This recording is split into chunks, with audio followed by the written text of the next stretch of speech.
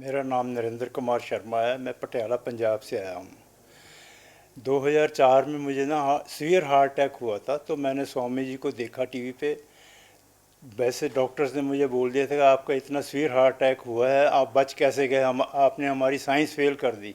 एक heart surgeon ने तो मुझे यहाँ तक कह दिया कि आपने हमारा 2+2 4 फेल कर दिया, तो आपको तो इमीडिएट ऑपरेशन होगा। मैंने ऑपरेशन का पैकेज भी ले लिया, पैसे भी जमा करवा दिए, ब्लड की जो उनकी रिक्वायरमेंट थी वो भी यूनिट ब्लड के जमा करवा दिए। पर मैंने रामदेव जी को टीवी पे जब देखा तो मैंने सोचा भाई पहले रामदेव जी के पास जाके आना है। मैंने इनको इन्होंने स्पेशल कैंप लगाया था प्रेम नगर हरिद्वार में 2005 में।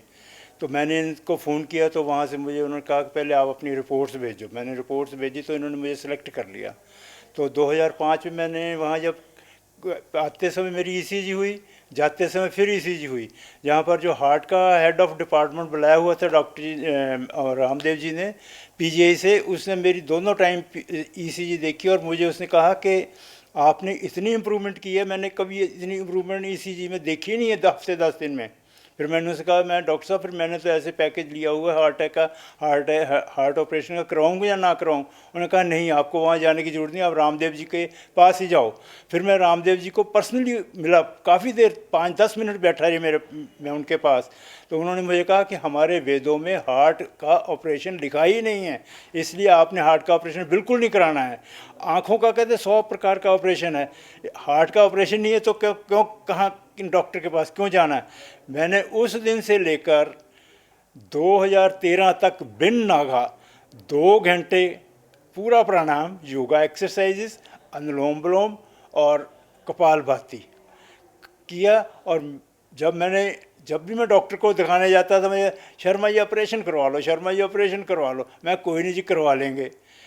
आप यकीन मानिए सर, मैं ना टीएमटी करवा के जब डॉक्टर को दिखाई, वो कहता ये आपकी टीएमटी नहीं है, ये तो किसी सोल्जर की टीएमटी है।